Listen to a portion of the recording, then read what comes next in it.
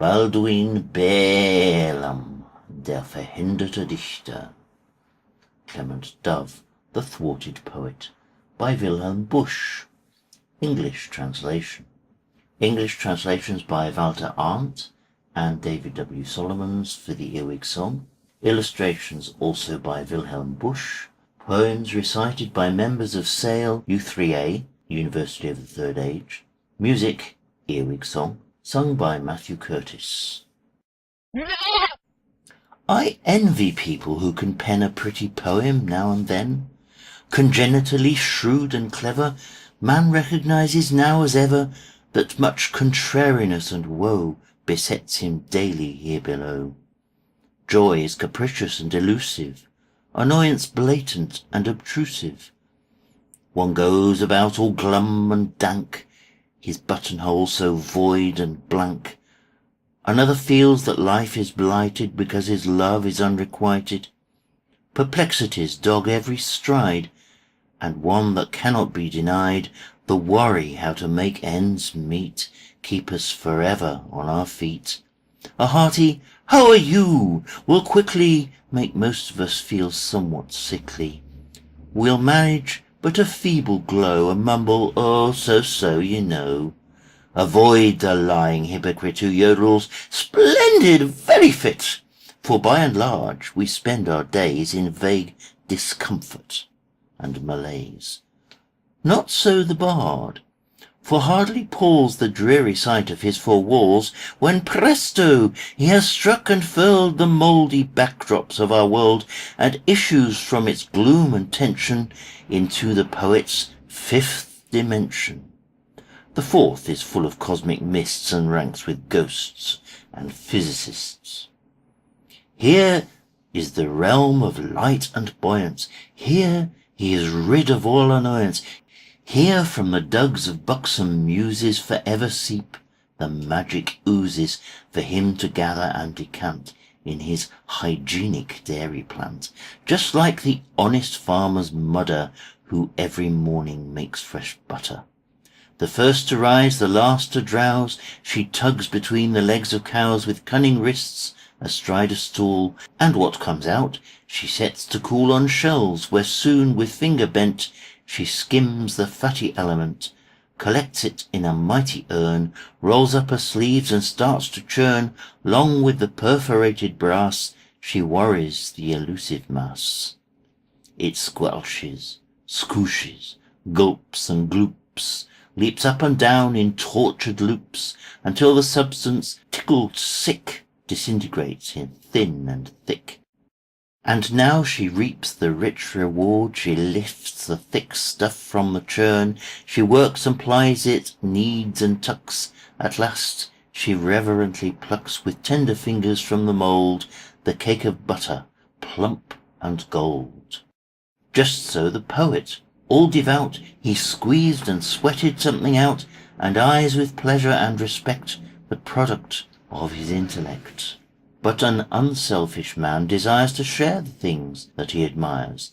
The author with his precious freight is not at ease. He cannot wait. He savours neither work nor leisure until he can display his treasure to kindred souls. He goes to look. He finds a friend by hook or crook, and him, although he gently strains, he unavoidably detains by a lapel or button vital to lead him off for a recital. And there we are, like magic issues with crackles of unfolding tissues from the recesses of his dress, a most voluminous MS.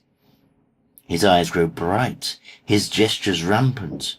The listener gets a little dampened, for close and hot like pipes of Pan, he feels the impact of the man. The friend enthused, "How strong, how true, exactly what the author knew." To credit what is clear as light is surely everybody's right.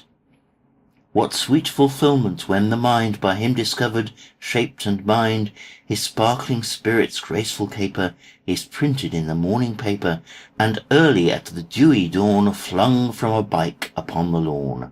The scent of frying bacon rouses the sleepy heads in all the houses.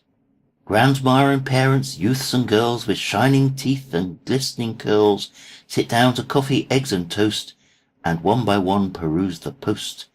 And each in turn has panegyrics for our poet's charming lyrics. Up soars the ode, and forthwith passes through their pince-nez or other glasses, past lens and retina it darts, into the reader's brains and hearts. Its vagrant lilt, its sinuous vowels, they liquefy the very bowels, they percolate to every cell of persons subject to the spell. Thenceforward, deep in their insides, encompassed snugly by their hides and by the divers outer covers, the poet wafts his balm and hovers until at last he is depleted, absorbed, exuded, or excreted. A happy fate, but should it bore him, a happier yet is still before him, for Beatrice, his lady fair, his femme fatale, his sweet despair, who tortured him with distant charms, now nestles glowing in his arms, and murmurs shyly, "You're the most, your poem in the Morning Post was really all that there was to it. I don't know honest how you do it." I envy people with this brand of poetry at their command.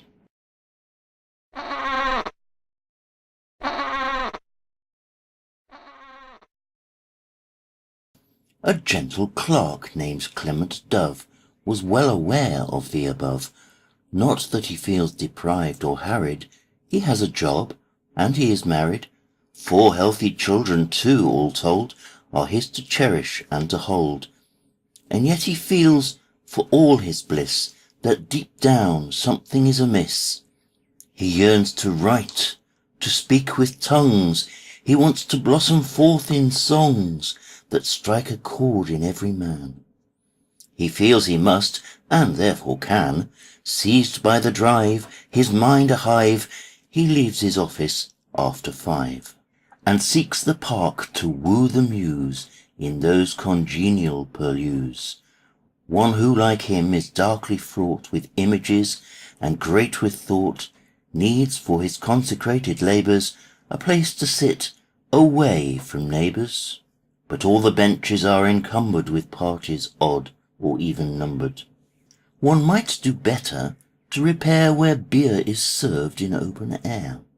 Among the seats set out for drinking, he picks one suitable for thinking.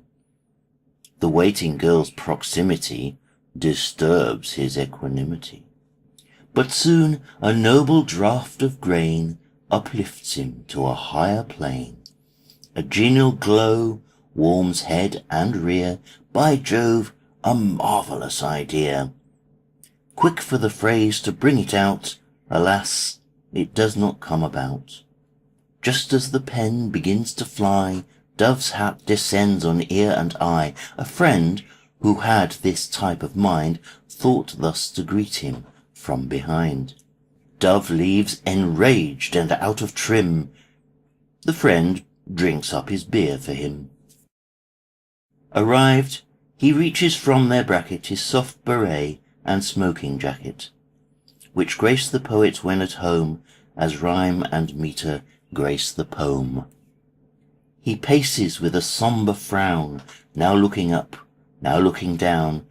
There slowly ripens in his brain the rhythm of the first quatrain. The doorbell shrill dispels the thrill. Here comes his lady with a bill. She warbles to him, "Clement, dear, I have to bother you, I fear. The cobbler boy is at the door.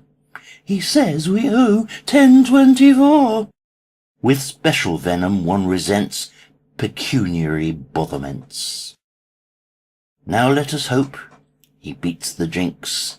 He stands by his prie-dieu and thinks. Oh, vision graceful and appealing! Enraptured, he adjures the ceiling. This time the door bursts even wider. "Dad, you're the horse and we're the rider. Come on, we're carrying the mail, and Indians are on our trail. Whoa! Let me get up on his rump. Now jump, you lazy pony, jump! Oh, giddy up! Hey, little Jim, you'd better lay the whip on him." No loosely anchored compositions can gain a hold in such conditions. A man so circumstanced, who might conjecture that the dead of night should be conducive, inter alia, to lucid thought, is in for failure. Papa has just gone on to bed, his feet grow warm, and in his head there starts that incandescent glow. Someone goes, "Wah!" At first quite low, but one "Wah!" always wakes another. Soon the whole room is in a pother. From Mamma's mouth a strident hissing supplies a part that has been missing. At last, beneath the overtones, chimes in the bass of Papa's groans. A father's feelings at this stage no bachelor can ever gauge.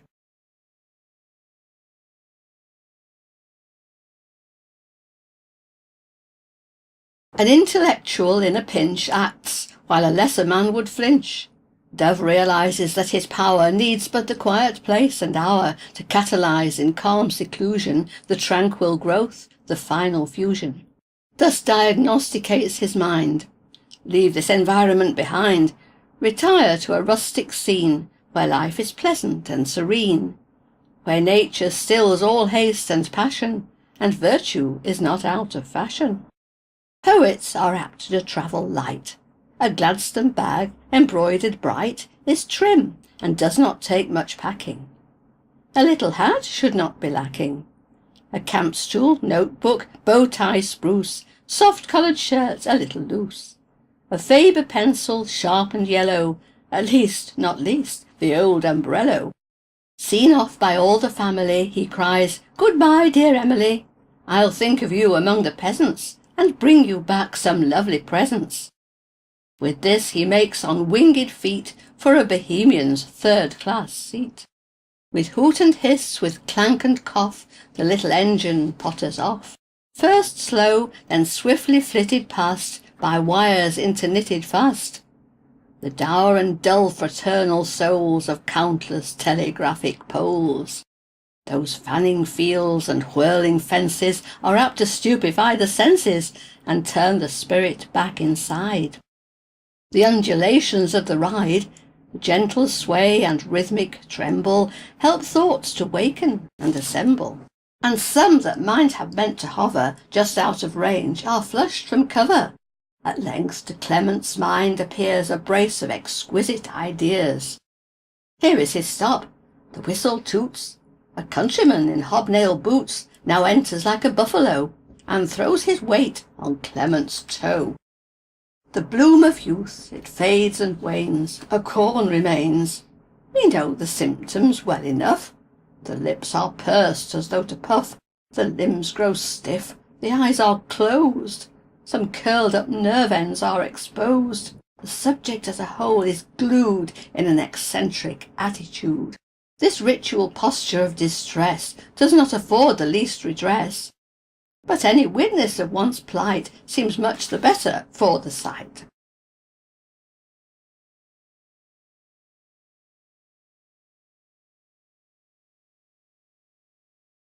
How blithely in the noonday haze the little hamlet meets the gaze. The poet, bothered by a blister, welcomes the unpretentious vista. Here on his horsey little art rides through a puddle, bless his heart. There in the barnyard, blunt and young, stands Ebenezer in the dung. His mood serene, his stance superb, he scents the air with homely herb. The honest churl admires Pearl, the pert and buxom hired girl. She keeps the goat shed nice and clean, and peace enfolds the rustic scene. In modest quarters of his choice, Dove listens for Apollo's voice. Inhaling deeply, he admires the placid view, the sunset's fires. He listens to the pensive knells of vesper and of cattle bells, and presently the Delphic lyre strikes up and touches him with fire. Kerplunk! Above the pink geranium intrudes a huge and horned cranium. With evil breath and muzzle spread, it trumpets fit to wake the dead. The poem's graceful counterpoint is jarred and shattered out of joint. Let poets hide when nature sings, the singer exits through the wings.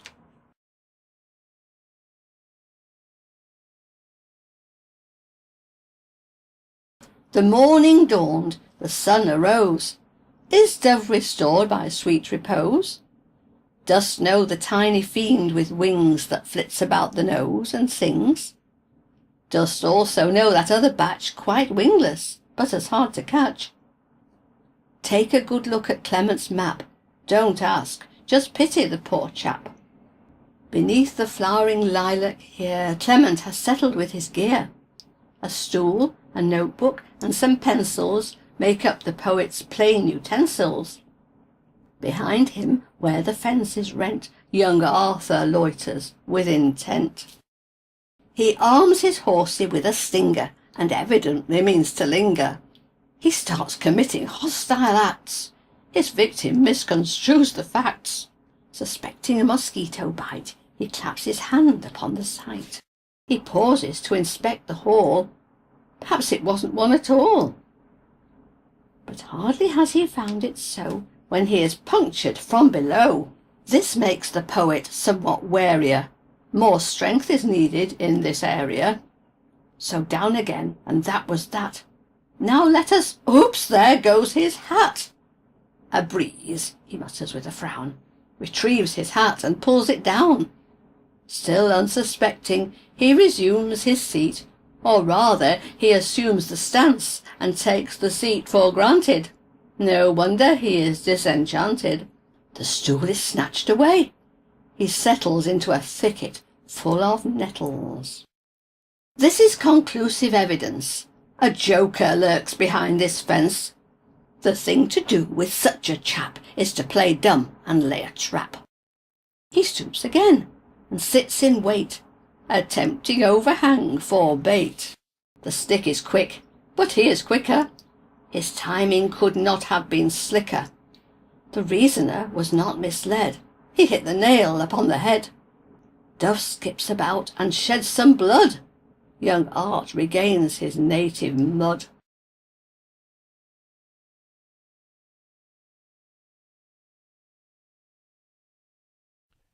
In open air and countryside, where pretty flowers bloom in their pride, in fields and woods are delectation, so far away from civilization, where botany holds all its sway, we'd love to stay there every day. And Bählamm lies there nice and happy, a truly deep contented chappy. Bählamm, with leg raised up looks to the sky. A great big world, oh me, oh my. But on the other hand we see an earwig comes for company. His only thoughts as on he goes are for his comfort far from home. And where it is so dark and small, he'll settle without care at all, just as he wished, and it's just like the poet's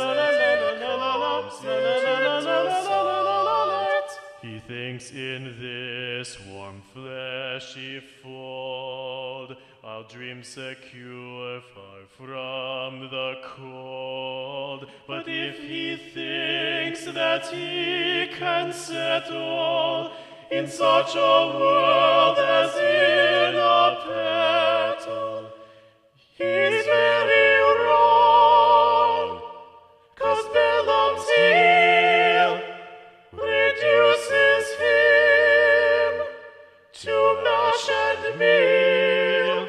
From that fine form which once he had, the bug has reached an end so sad.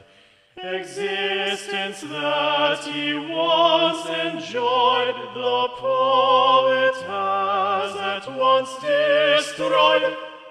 And straightway our Bählamm goes, away from his disturbed repose, and to a nice locality. He's beckoned by a little tree. Bählamm, Bällamm, Bällamm. A birdie twitters up so high, inspires the poets by and by. His forehead feels the gentle breeze. It sets him sketching all the trees. Birdie, birdie, birdie, birdie. A splash, a flash, he thinks, oh dash. The bird relieved flies on quite rash. Poor Bällamm's song is now no more. He leaves no better than before.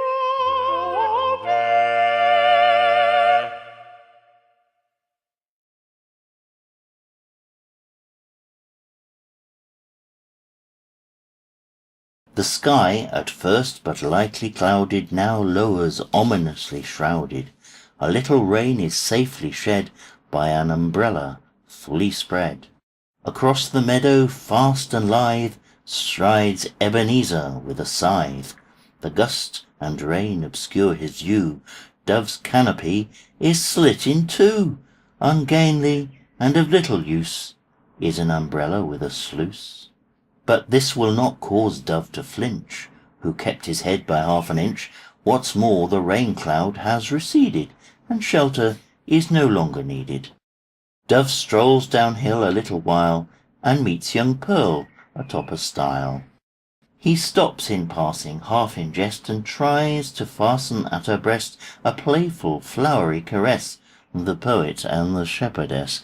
A slap strikes home like a thunderclap. A fall compounds the sad mishap. What fools men be! They stand perplexed, look sheepish, or a little vexed. Instead of calling upon science to solve the things by ergs or irons, there swells a cheek, all lush and free. Here hangs a hand. Add energy. Now by the secret operation of extra-physical causation, this energy, at first but latent, becomes kinetically patent. It yanks the hand up like a streak, and turns to heat along the cheek. This heat is carried by the nerves through many complex twists and curves to a compartment in the brain where the effect is felt as pain. Thermodynamics, Chapter 3. A clouted ear to you and me.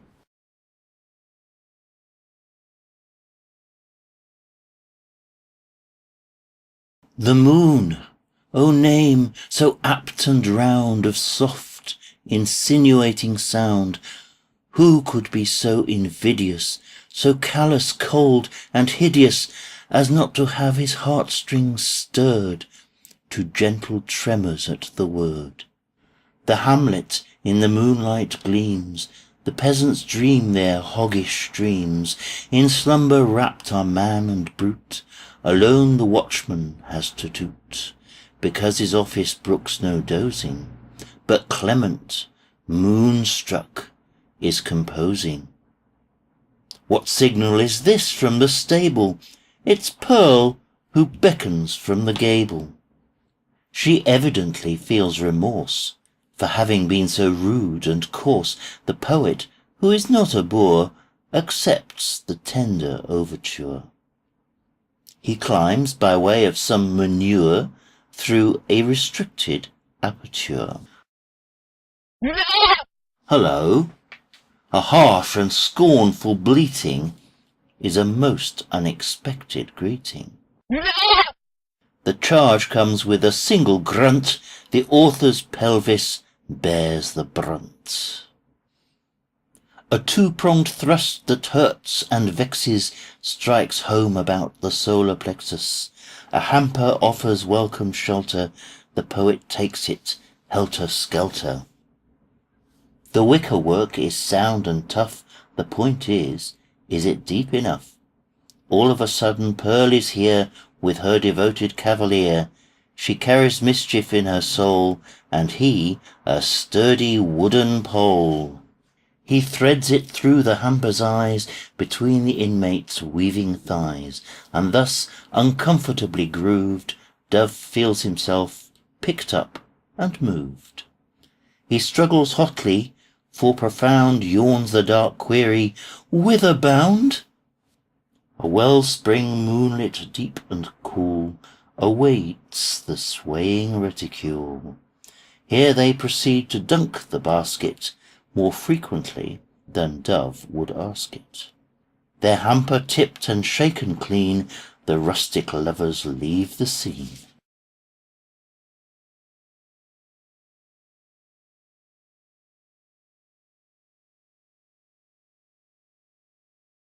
What boots it to defy the tide if just one's feet remain outside?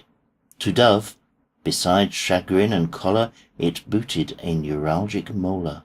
A toothache, not to be perverse, is an unmitigated curse, except for one redeeming feature, that it compels the stricken creature to marshal all those vital forces it used to spend on drink and horses, and bring them into proper focus upon a single inner locus.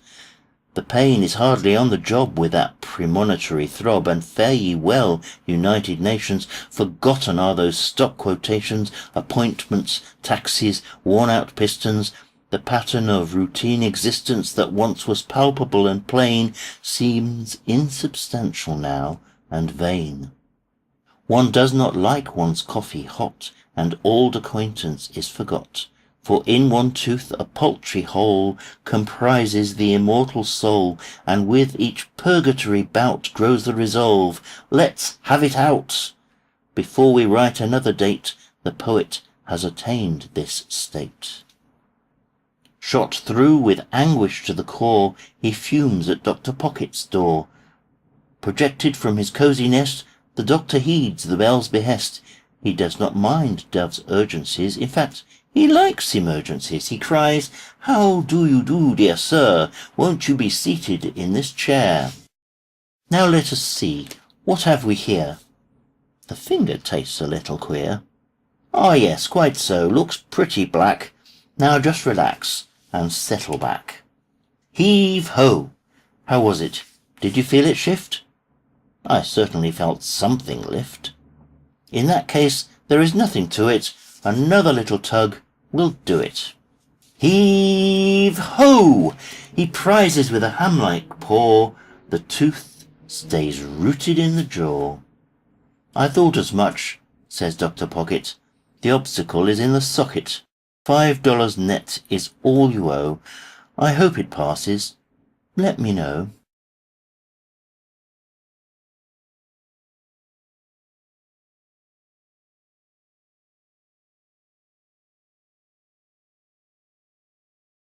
True, lyric bards must pay their toll in noble anguish of the soul. But Clement's proletarian hurt contributes little to convert a singer without rank or name into a laureate of fame. Above, a scowl, below, a growl. A kerchief frames the swollen jowl. He now detests rusticity, with little art's duplicity, with Pearl's insidious perjury, and Dr. Pocket's surgery. The cowls, the bugs, the yokel smirks, the whole insipid footling works. And here's his martyred molar nag, "Oh, let's go home." First pack your bag. He would have liked to have reached the station without a noisy demonstration. As it turns out, he must endure one final small discomfiture.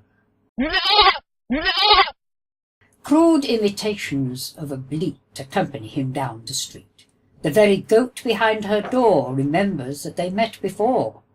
A guileless city man who read it would probably refuse to credit how fast such information flows. The countryman will nod. He knows. When Dove at last has caught the train, he feels some respite from the strain. A mother with a wicker bag, with baby's bottle and a rag, companion the exhausted tripper. The infant is alert and chipper. It waves and kicks its chubby limbs, its rosy muzzle overbrims. It's such a precious little nugget. A bachelor might want to hug it. Uh-oh. The sunny mood departs. Mamma solicitously starts to pipe to him his travel ration. But he rejects it in a passion, and with no civilized restraints. He trumpets long and strident plaints. The milk is cold. It's not his fault. Oh, good. The train comes to a halt. Could you just hold him on your arm? I'll run and get his bottle warm. She races to the restaurant place. The train, one fears, will win the race. Toot! All aboard! They spring the trap, the wailing baby on his lap. With throbbing tooth and swollen cheek, Dove sways along in soot and reek towards his own, his native station. At 5 they reach his destination. The tot, worn out by his alarms, rests warm and still in Clement's arms. And yet the hope swells very large to place him in official charge. The guard to whom the fine is brought declines to entertain the thought. So does the master of the station. So does the man at information. To take the foundling home to stay seems for the nonce the only way. Homeward the weary wanderer fares. 4 happy children line the stairs. Come, children, mother says, let's see what can that great big present be. But when the burden meets her eyes, she does not relish the surprise. Clement, she falters, take it back. Then everything around goes black. The infant's mother intervenes, forestalling more distressing scenes. The bottle once again is cold, but he is in no mood to scold. With hasty thanks the guests depart. Dove does not take it much to heart. Most men are gladly separated from infants who are not related.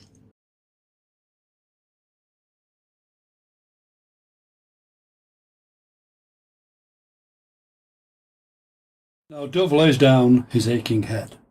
His loving wife tucks him in bed. His bulbousness begins to wane. Soft waves of sleep assuage the pain, and bring a dream of joyous calm. His soul is soothed as with a balm of indescribable delight.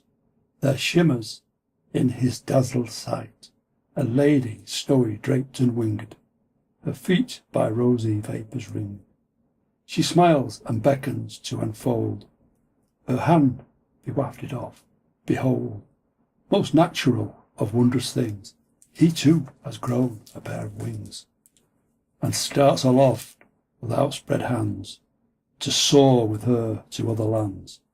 But oh, a thrill of nameless dread, with vice-like clutch and tons of lead. Reality and all her minions encumber his unfolding pinions, and halt the rapturous ascent. By demon bleats the air is rent. The sweet celestial vision wanes, and only one stark fact remains. His lady's voice at 8:10. Wake up, my pet, it's getting late. At 9, he passes through his door, bound for the office as before. Thus fades all glamorous illusion before the obvious conclusion. The obstacles are always small. One mustn't get involved, that's all.